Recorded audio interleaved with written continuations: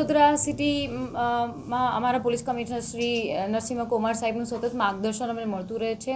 કોટપા act હેઠળ ઘણી બધી કાર્યવાહી માટે અગાઉથી અમને સૂચના મળેલી. એ આધારે નવા જાહેરનામાની પણ જાહેરાત સરકાર દ્વારા કરવામાં આવેલી હતી કે જેની અંદર એવા કોઈ પદાર્થ હોય કે જેમાં titanium oxide, potassium nitrate, artificial dye હોય, કેમિકલ કાર્બોનેટ હોય, ક્લોરિન બ્લીચ હોય જેવા ઝેરી પદાર્થ હોય તો માનવ સ્વાસ્થ્યને એકદમ નુકસાન કરતા હોય, હાનિકારક હોય એવા રોલિંગ પેપર્સ જે આપણે અત્યારે હાલ એનું જે કાર્યવાહી કે આવા રોલિંગ પેપર્સ હોય, ગોગો સ્મોકિંગ કોન હોય, પરફેક્ટ રોલની વસ્તુઓ હોય, પાન પાર્લરમાં મળતી હોય આવી બધી, પરચુરણ કરિયાણાની દુકાનો છે, ચાની દુકાનો છે, આવું બધું અત્યારે હાલ સરળતાથી ઉપલબ્ધ થઈ રહ્યું છે. એવું સરકાર પણ આ બધી ચિંતિત હતી. એમાંને સરકાર દ્વારા જાહેરનામું પણ કરવામાં આવેલું હતું ગૃહ વિભાગ દ્વારા, અને એ જાહેરનામાના આધારે અમારી ટીમ પણ અહીંયા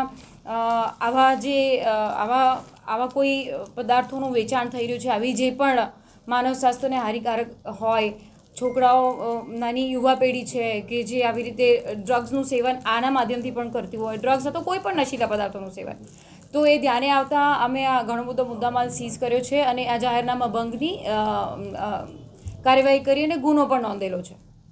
જે રીતે પકડાયા છે એ લોકો હવે પણ આ મુહિમ ચાલવાની છે, કેમ કે ગૃહ મંત્રાલયનો પણ આદેશ છે. તો આવા તત્વોની સામે બીએનએસ હેઠળ કઈ કલમ હેઠળ ગુનો નોંધાશે અને જાહેરનામાની જો વાત કરીએ તો અત્યાર સુધીમાં કેટલી કામગીરી થઈ? આ સચિવાલયના 16/12/2025ના જે જાહેરનામું ગઈકાલે પ્રસિદ્ધ થયું, જેની અંદર ભારતીય ન્યાય સંહિતાની કલમ 223 મુજબ આ ગુનો દાખલ કરવામાં આવેલો છે, જેની અંદર આપણને જે ઇસમ છે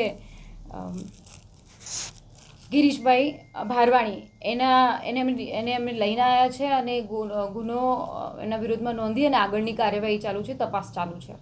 બેઝિકલી આવા પ્રકારના જે રોલિંગ પેપર્સ આવે છે જેની અંદર આવી રીતના ફીડ કરવામાં આવે છે અને પછી કોઈ પણ નશીલો પદાર્થ લઈ અને યુવા પેઢી આનું સેવન કરતી હોય છે. આવા ઓનલાઈન માર્કેટ્સ હોય, બ્લિંકિટ હોય, બીજી ઘણી બધી વેબસાઇટ્સ હોય બાઇંગ જેમાં ખરીદી ચાલતી હોય, એવા વેબસાઇટ્સ પર પણ આ બધું અવેલેબલ હોય છે.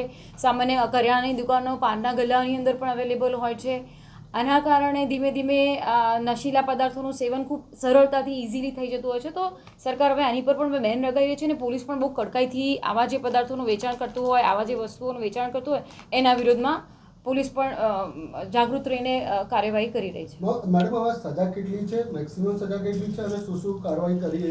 અત્યારે હાલ તો જાહેરનામાનું ભંગ છે, અત્યારે એની કાર્યવાહી કરી છે. સાથે સાથે માનવ સ્વાસ્થ્યને કેટલું નુકસાન પહોંચાડે છે, આ અંદર કેટલું રેકેટ સંકળાયેલું છે, તપાસ કરીશું, એના આધારે ખબર પડશે. કુલ કેટલો મુદ્દામાલ જપ્ત કરવામાં આવે છે, કેટલા આરોપીઓ? અમે અત્યારે હાલ 56 જેટલા બોક્સ મોટા કન્ટેનર છે એ સીલ કર્યા છે અને 2,05,000 જેટલો મુદ્દામાલ અત્યારે હાલ અમને મળેલ છે.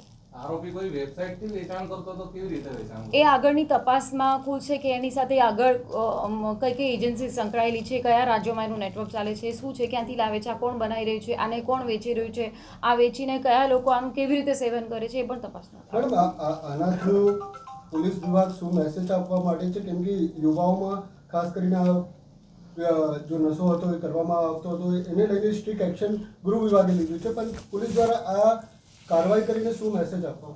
વડોદરા શહેર પોલીસ પણ આમાં સતત અગ્રેસર રહી છે. આ પ્રકારની કાર્યવાહી જેવી અમને અમારા સીપી નરસિંહ કુમાર સાહેબે જેવો અમને બધાને ગાઈડ કર્યા હતા અને સરકારશ્રીના પણ સતત માર્ગદર્શન હેઠળ અમારી પાસે જાહેરનામા પણ મળ્યા છે.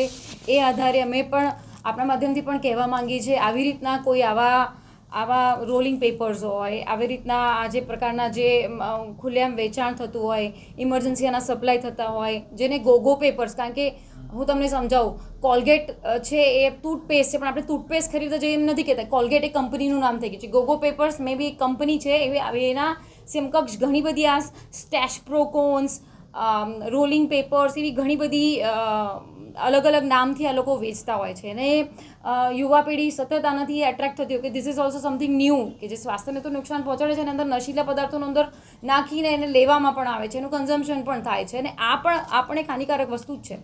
તો આપના માધ્યમથી અમે એ જ કહેવા માંગીએ છીએ કે આપણે બધા જાગૃત થઈએ અને જે આવું વેચાણ કરતા હોય એની ઉપર તવાઈ લગાડીએ.